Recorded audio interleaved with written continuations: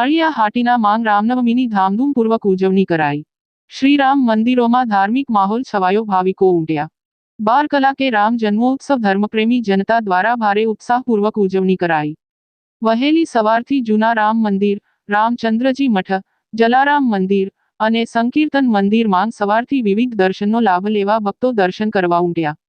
રામ મંદિર ખાતે મોટી સંખ્યામાં રામ ભક્તોની આસ્થાના પ્રતીક ભગવાન શ્રીરામ, માતા સીતા સહિત લક્ષ્મણનું વિધિવત પૂજન અર્ચન કરવામાં આવ્યું હતું। બપોરના 12 કલાકે રામ મંદિર ખાતે જન્મોત્સવની મહાઆરતી કરવામાં આવી હતી।